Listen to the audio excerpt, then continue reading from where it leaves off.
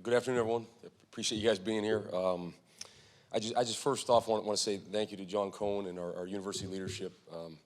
I'm truly humbled by this opportunity. This is such a elite university and football program with great tradition and history.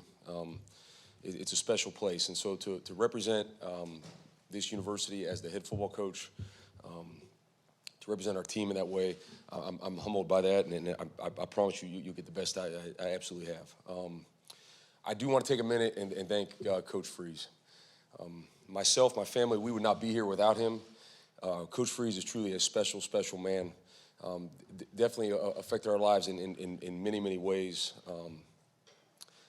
He sees the person more than the coach, more than the player, and I think he has a unique ability at that and a gift to do that, and learned a lot from him, and just very thankful for him and again for the opportunity to be here. You know, it's been a kind of whirlwind 24 hours, you can imagine, with a lot going on. But I will say this and make sure this is first and foremost. We are going to play a game on the road in this conference versus a team that is very, very good. They're well coached, they're talented, they play with an edge, they compete. A great test for us and something that we embrace and look forward to, but that is completely what our focus has to be, obviously, as a coaching staff and as a team, and that was obviously the message to the players here earlier this morning. So with that, I'll open it up. Hey, DJ, Justin Hutchinson, Auburn on 3. I guess offensively, is there anything that you want to see done differently? I know you have a limited time, obviously, but what changes can you make? What can you do differently there? Yeah, I think it's important, like in football, you realize this, it's not always what you do, it's how you do it and who does it. And I think that's a major thing, like how you do things, how you do anything in life really matters. And you can see a difference in two people doing the same exact thing, but there's a difference in how they're doing it. And so that's our first focus. And with an edge and with relentless effort and a certain sense of physicality, it has to be done. My communication with the offense has been more schematically from a defensive viewpoint of, you know, that's my background, what I know. I'm certainly not going to try and step in to be doing things that aren't in my wheelhouse. But from those terms of, okay, here's some things defensively, viewing that where we can help and offering suggestions that way. Derek Nix will be the play caller. He'll be the play caller every down. He's the sole play caller. And I have extreme confidence in Derek. Derek and I have worked together at previous stops as well. Again, another great person, great coach. I think the players really responded to him, and they understand where he's coming from. And I think Derek's going to do a great job. And we will be aggressive in everything we do. DJ, are there any staff changes that have been made otherwise in terms of on-the-field coaches, and who is going to take that 10th spot now with you being elevated head coach?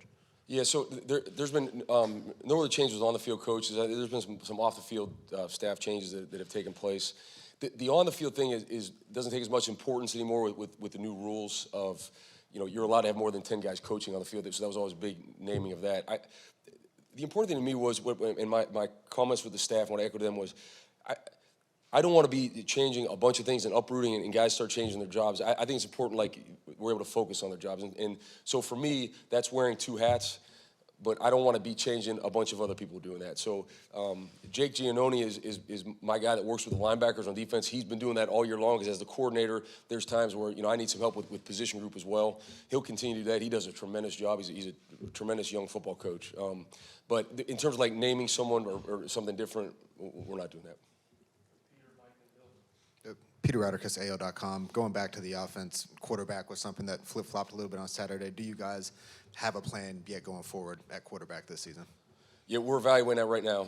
There's been discussion about that all throughout yesterday and today, and we'll certainly come to a decision on that. I think, you know, that's an important one. Obviously, that's the guy whose ball, you know, the ball's in his hands every down, and I'm trying to gather information on that too. That's obviously been something I've not really been a part of, and so to me, I don't think you hurry into decisions. It's kind of like I'm gathering information on that, evaluating with the offensive staff, getting their feedback, and speaking to those young men. And you know, I know this. We have 3 tremendous young men that can play the quarterback position at a high level. I know that, and so they are in the conversation on that. We'll make a decision here soon. Coach Michael Giddens, War Report. Just for clarification, will you be calling the defense on game day and just kind of wearing two hats, or will you be delegating some of those defensive call responsibilities? to Yes, somebody else? I'll be calling the defense. Yeah, we won't change how we're doing that. You know, it's I think we have a good flow of how we do things on defense. I love our staff. I love our group. I don't want to uproot and change a lot of that. So we're keeping that as normal as possible. You know, like things like this press conference usually didn't come up for me on a Monday. So like we're up there game planning. So you know, there's obviously a few things that alter kind of what our schedule is, but we do have a good routine in how we do things, and we're going to keep that the same. Bill Cameron, ESPN 106.7 here in town. Talk about the reaction from the players when you got a chance to meet with them. Yeah, you know, some of those things I think when you're with your group and your guys in the team room or in the locker room, it's like it's sacred and it stays in there. You know, I love our team. I love our guys. I think we got a great group that will respond well to what we're doing. I'm really excited, like I said, and humbled. And I told them that to represent him as their head football coach is a major deal for me. And you know, it's been cool being here for now. Like I looked around that room, we have a lot of guys that just I was a part of somehow of helping them get here, and now helping them develop and go through it. And man, that's so important. And so I think there's a bond and a sense of unity in there in that group, and we got to do that and come together as a team. And I think these guys will. DJ, you've obviously been a head coach before, but you were also an interim at one point. How much did that experience, I know different situation, but Right. way back when, kind of you feel like has kind of helped you to be in this moment and in this spot? Yeah, I mean, it does. Like it's like anything else in life. When you do something the first time, you can reflect back and be like, well, okay, I would have done that differently or learned a lot from it. And so certainly with those experiences has helped. I think we're all products of our experiences. I've been fortunate enough to have those. I've been fortunate enough to really be around some tremendous head football coaches throughout my career at a lot of different stops to learn from. And so I think the important thing is you take bits and pieces from others you've been around, from the experiences you have, and you formulate and just be you know, genuine to who you are and how you would do things. And you know, I told our team this, I'll say it, like, just because we do something different right now doesn't mean the old way wasn't good or was bad or this is better. It's just, I think you have to be yourself and run the program as you see fit and not try and do it another way. Dan Peck, ESPN 106.7 in Auburn. John Cohen just mentioned how impressive the defense has been all season long. Is there any player in particular who has impressed you with their effort and performance this year on that side of the ball? That's a hard one to single a certain guy out. I think collectively has been what I've been so proud of with these guys is they've collectively played well together in terms of swarming to the ball, playing with effort, you know, doing a good job gang tackling, getting around it. And I think that probably stuff like that doesn't happen without great leadership. And so you talk about certain guys like Keldrick Falk and Champ Anthony, like those are kind of our bell cows, our leaders. Those guys, you want to talk about like guys that are made of something and character-wise, and obviously they do a great job on the field, and you guys see them make plays and everything else. But man, those guys are the glue that hold us together, and I think that's been so good for us as a coach. When you have great leadership through your players, and especially when the leaders are also productive and guys are playing on the field, man, it makes your job a lot easier. Johnny Condon, ABC 3340 Sports in Birmingham, back here. John told us that you would receive consideration during the interview process. I'm interested, are you looking at these next 3 games as an opportunity? Do you want this job full-time? And then if we don't have an opportunity to speak to you later in the week, just some brief thoughts on Diego Pavia and that Vanderbilt offense that you're facing Saturday. Yeah, like our focus is 100% on Vanderbilt. We're trying to go 1-0. We're trying to go 1-0 this week, and that will take all of our focus for sure. You know, obviously that's a hard enough task on a normal basis. Then you add in, you know, everything going on and distractions and all else. It will take all of us collectively to have our mind fully on that, and that's certainly where mine is. I do not take the responsibility lightly. These players are counting on myself and our coaching staff to give them a plan that they can have success with come Saturday. And so that is the focus all the way. You mentioned Diego. I mean, you know, we've had a chance to go against him before. That guy's a tremendous competitor. I think it's probably the best thing you can say, and that to me is the highest compliment you can give someone in this sport or anything else. He's a competitor. He's got an edge to him. He's always trying to find a way. He never slides. I mean, he just throws his body around, and he's out there, like you can tell he's out there just having fun and competing. And so I think his team certainly rallies around him. They respond to him.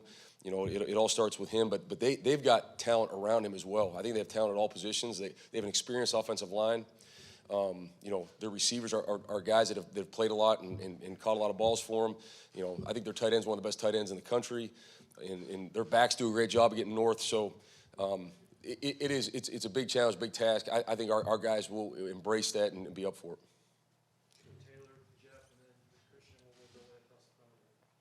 Taylor Corn, The Barn. You spoke on it a little bit 2 questions ago, but can you kind of talk a little bit more about the leadership that you've seen from Keldrick, Falk, and Champ Anthony, 2 guys that we've been able to talk to after a couple of tough games this season, and how much you've seen the younger guys take to the advice that they're getting from those veterans after dealing with some adversity throughout the season? Yeah, I think leadership's one of those words that it's hard to really, like we've all heard it, we use it, but like how do you really describe it? What does it really mean? And I think 2 ways I'll explain how those guys lead. They lead by example, first and foremost. And anytime you have like Keldrick Falk, he's one of the best players in the country. So that's a guy that legitimately could probably cut some corners if he wanted to, take advantage of the fact that, yeah, I mean, no matter what Keldrick does, he's probably going to be out there starting for us, right? I mean, he's one of the best players in the country. But he's our hardest worker. He leads by example in everything he does. He's one of the best teammates, or probably our best teammate on the field. He values every relationship he has with his teammates. So leading by example, and then being servant leaders. Like they're not too big for anything, not too big for their teammates. They're not going to ask their teammates to do anything they won't do themselves. And so again, when you have that, it makes things a lot easier, and guys fall in line. And it's certainly, you can see already the way that has trickled down to some of the younger guys on the roster, and especially in their position group. Jeff Shear, AuburnTigers.com. DJ, what would you say to the Auburn fan base for the rest of the season? 2 more home games. Yeah, I mean, first of all, our fan base is incredible. The support we get every home game here, whatever the situation, whatever's going on, whatever the weather, whatever the time of the game, whatever, they're there, that Tiger Walk, that's the most amazing experience you could have in this game. And so, first off, thank you for your support, and I just want them to know that we are going to do everything possible to represent them and this great university in a way that they can be proud of. This place is built on hard work, toughness, blue-collar mentality, and that is what this team has. That's what we're going to display. We're going to play with a relentless effort and play for one another and really have pride in that AU that's on our chest. Yeah, DJ Christian Clemente with Auburn 247, signing day a month away. Have you had a chance to talk with commits? What's your kind of message to those guys trying to get them to stick in the class? I have, yes, and that's ongoing. I had a bunch of conversations yesterday, and obviously that's every day. It'll continue throughout today and this evening. The conversation was very positive, very positive feedback on both sides, and I think this place, there's so much to recruit to this place, and they understand that. When you bring a guy here on campus, when you bring a guy here for that game day atmosphere we're talking about, it's eye-opening for anyone. And just the tradition and history of this program and all that this place can provide, this university can provide you from an educational standpoint and just this community, Auburn's an easy place to sell. And so these guys, there's a lot of reasons why. The guys that are in this class, they've chosen Auburn for a lot of reasons, and a lot of those reasons are still the same. And, we're going to continue to recruit them like crazy. Coach Jerry Humphrey III, AO.com. You guys have been able to defend well against some talented quarterbacks this year. Looking ahead at the Diego Pavia matchup, will you guys kind of use that same formula or kind of change it up since you guys seen him before? Yeah, we have faced some really talented quarterbacks this year for sure, and Diego being another one of those. I think he is unique in what he does and what his skill set is. I don't think you can really mimic and say this reminds you of another guy. We'll obviously take bits and pieces from game plans and things that have worked, but there's also some things we got to do differently and do in a better way and in a different way in order to try and contain him and slow him down. Nathan King, Auburn Undercover. I know it's been a hectic 24 hours for you, but do you have any injury updates? I know we saw, I believe, Jeremiah leave the game and Elijah Melendez as well. Yeah, Nothing further update on that right now. Those guys are both recovering well, and we'll obviously, when that comes out on Wednesday, they'll be on the status for them will be out then. Yeah, JG, Auburn Sports on 3. My question for you is, you guys scored 3 points the other day. Defense probably set that up anyway. Do you think there's untapped potential with this offense, things that you can do in the next 3 games to kind of bring it alive? Yes, I do. I think there's talented guys in that room. I think there's guys in that room that that have the ability to be successful and want to. And I think we got to do a great job of supporting them and providing that. So absolutely, I do. Hey, Coach. Jacob Morris, CBS 42 in Birmingham. You talked about, doing this your own way. John said that this is your program for the next 3 weeks. To the fan base, how would you describe the identity of a DJ Durkin-led Auburn team? Yeah, we made a big point with our guys of like, this is our team. Like, it's not, I know all the questions and how it's going, and it's about offense and defense. We're a team. We're a team, and that's first and foremost. So this is our team. We all take ownership in what goes on that field. No matter what phase it is, including special teams, it's all together. And so, like, for me, it's a group of guys that you can tell they're playing for one another. And how do you tell that? By the amount of energy and effort they play with. And that's it. I want our guys to go compete. I want them to play with confidence and not a care in the world. That's it. Don't worry. We're going to prepare them right. We're going to have a great week of practice, prepare, and go out there and let it loose. And I want us to be the aggressor in all situations. No hesitation. And I think our guys will embrace that. I know they will. And so we're going to do that as a team.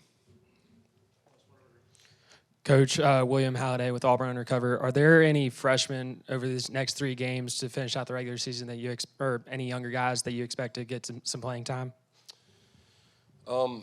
Yeah, we've had quite a bit of freshmen already playing, contributing, and I think a lot of that will continue. I don't have a new name for you of someone that maybe hasn't been in the mix that currently right now would be. Obviously, it's a Monday. We're still game planning and going through that. Those are all conversations we'll have, but at this time, nothing different.